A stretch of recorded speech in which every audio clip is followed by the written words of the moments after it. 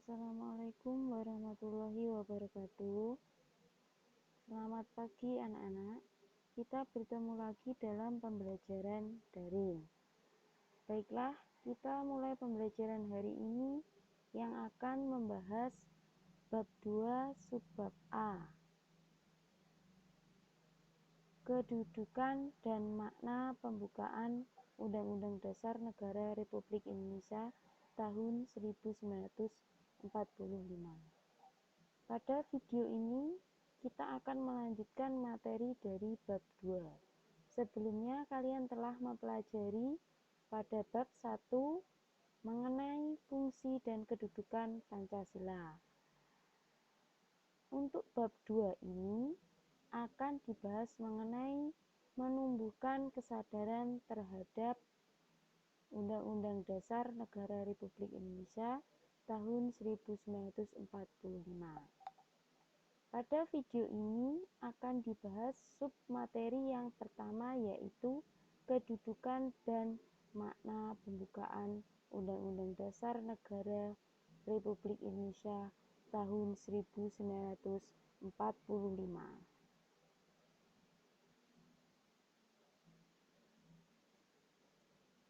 Marilah kita mulai membahas materi hari ini. Yang pertama, kedudukan pembukaan Undang-Undang Dasar Negara Republik Indonesia tahun 1945.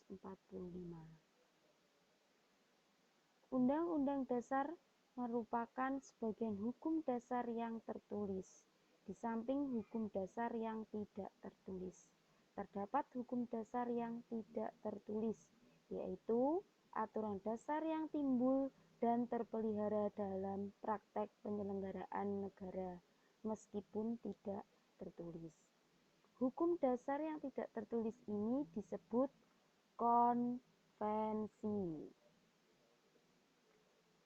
Sebagai hukum dasar, Undang-Undang Dasar tahun 1945 merupakan sumber hukum bagi peraturan perundang-undangan dan merupakan hukum tertinggi dalam tata urutan peraturan perundang-undangan di Indonesia.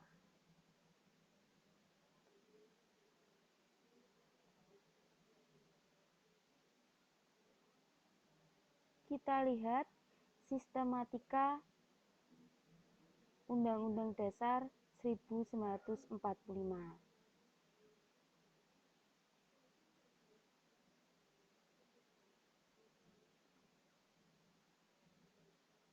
Pembukaan memiliki hubungan yang erat dengan proklamasi kemerdekaan. Pembukaan juga memuat kaidah-kaidah yang fundamental bagi penyelenggaraan negara. Pembukaan merupakan bagian yang tidak terpisahkan dari Undang-Undang Dasar Republik Indonesia tahun 1945. Sistematika Undang-Undang Dasar 1945 sebelum dilakukan amandemen terdiri atas 1. Pembukaan, 2. Batang tubuh, yang ketiga penjelasan. Sistematika Undang-Undang Dasar 1945 setelah dilakukan perubahan. Yang pertama, pembukaan, yang kedua pasal-pasal. Itu tadi kedudukan Undang-Undang Dasar 1945, yaitu sebagai peraturan perundang-undangan yang paling tinggi di Indonesia dan merupakan sumber hukum bagi peraturan perundang-undangan. Kemudian selanjutnya, bagaimana hubungan pembukaan Undang-Undang Dasar 1945 dengan proklamasi kemerdekaan? Hubungan proklamasi kemerdekaan dan pembukaan Undang-Undang Dasar 1945 dapat diamati dari isi kedua naskah tersebut. Proklamasi kemerdekaan memuat dua hal pokok, yaitu pernyataan kemerdekaan bangsa Indonesia dan tindakan yang harus segera dilakukan dengan pernyataan kemerdekaan. Alinea ketiga, pembukaan Undang-Undang Dasar 1945 memuat pernyataan kemerdekaan. Pernyataan kemerdekaan di alinea pertama ini diawali dengan pernyataan bahwa kemerdekaan adalah hak segala bangsa.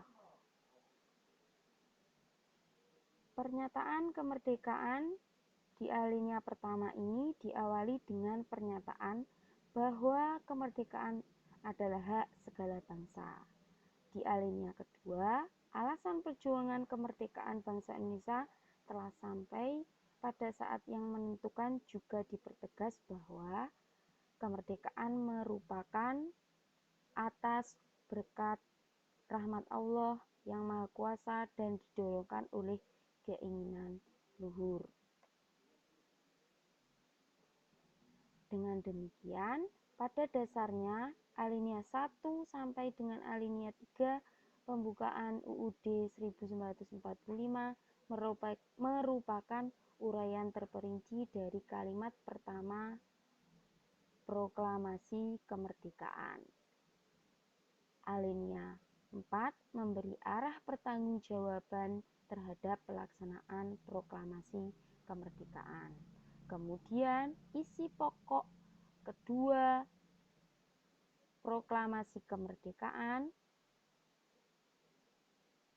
yaitu tindakan yang harus segera dilakukan antara lain dengan menetapkan Undang-Undang Dasar Negara Republik Indonesia tahun 1945 yang memuat pembukaan. Sehingga dapat kita simpulkan bahwasanya pembukaan Undang-Undang Dasar 1945 dan proklamasi kemerdekaan merupakan satu kesatuan yang bulat.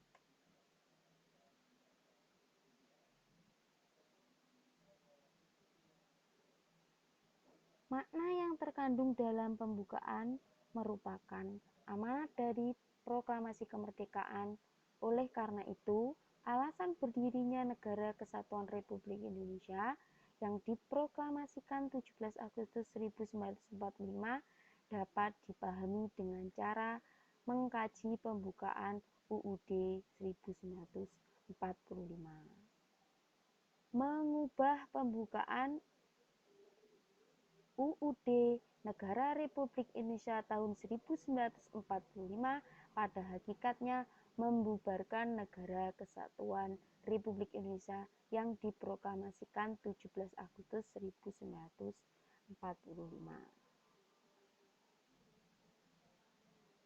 Itulah tadi hubungan antara pembukaan UUD 1945 dengan proklamasi kemerdekaan, di mana dalam pembukaan UUD 1945 merupakan rincian dari proklamasi kemerdekaan. Selanjutnya, pembukaan memuat pokok kaidah negara yang fundamental. Pokok kaidah fundamental yang terdapat dalam pembukaan UUD 1945 antara lain yaitu 1. Pokok-pokok pikiran yang diciptakan dan diwujudkan dalam pasal-pasal UUD. Kedua, pengakuan kemerdekaan hak segala bangsa. Ketiga, cita-cita nasional. Keempat, pernyataan kemerdekaan. Kelima, tujuan negara. Keenam, kedaulatan negara. Dan yang ketujuh, dasar negara Pancasila. Ketujuh pokok kaidah fundamental ini ada dalam pembukaan UUD 1945 di setiap masing-masing alinea. Berikutnya, makna alinea pembukaan UUD Negara Republik Indonesia. Yang pertama, alinea pertama ini memuat dalil objektif, yaitu bahwa penjajahan di atas dunia harus dihapuskan karena tidak sesuai dengan perikemanusiaan dan perikeadilan. Manusia diperlakukan secara tidak adil seperti perampasan kekayaan alam, penyiksaan, pemaksaan untuk kerja rodi, perbedaan hak dan kewajiban. Pernyataan ini objektif karena diakui oleh bangsa-bangsa yang beradab di dunia.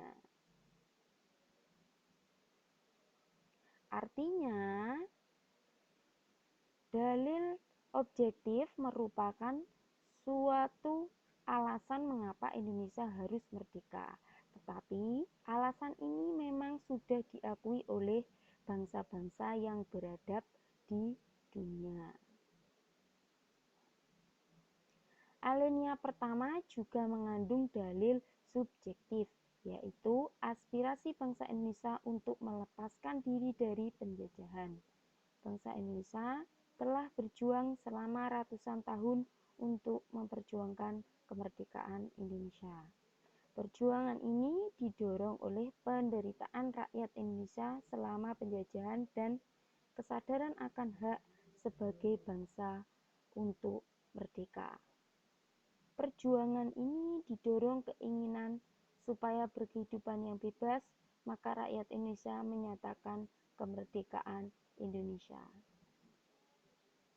Selanjutnya, alinea kedua menunjukkan ketepatan dan ketajaman penilaian bangsa Indonesia, yaitu yang pertama, bahwa perjuangan bangsa Indonesia telah mencapai tingkat yang menentukan.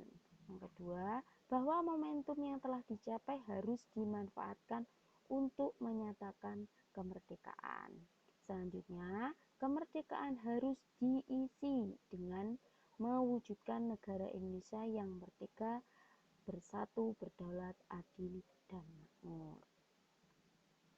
Alinea ketiga mengandung makna pengukuhan, makna dari proklamasi kemerdekaan yang luhur. Makna tersebut didorong dari motivasi spiritual yang luhur. Alinea 3 memuat bahwa kemerdekaan didorong oleh motivasi spiritual, yaitu kemerdekaan yang dicapai oleh bangsa Indonesia merupakan berkat rahmat Allah yang Maha Kuasa. Melalui alinea 3 ini, bangsa Indonesia menyadari bahwa tanpa rahmat Allah yang Maha Kuasa, bangsa Indonesia tidak akan merdeka. Selanjutnya, alinea 4 mengandung tujuan negara, bentuk negara, dan dasar negara. Negara Indonesia yang dibentuk memiliki tujuan negara yang hendak diwujudkan, yaitu melindungi segenap bangsa Indonesia dan seluruh tumpah darah Indonesia, memajukan kesejahteraan umum, mencerdaskan kehidupan bangsa, dan melaksanakan ketertiban dunia yang berdasarkan kemerdekaan, perdamaian abadi, dan keadilan sosial. Prinsip bentuk negara, yaitu susunan negara Republik Indonesia yang berkedaulatan rakyat. Republik merupakan bentuk pemerintahan di mana pemerintah dipilih oleh rakyat. Alinea 4 juga memuat dasar negara Indonesia, yaitu Pancasila. Sekian video pembelajaran hari ini, semoga bisa dipahami dan bermanfaat. Apabila ada salah kata, mohon dimaafkan. Wassalamualaikum warahmatullahi wabarakatuh.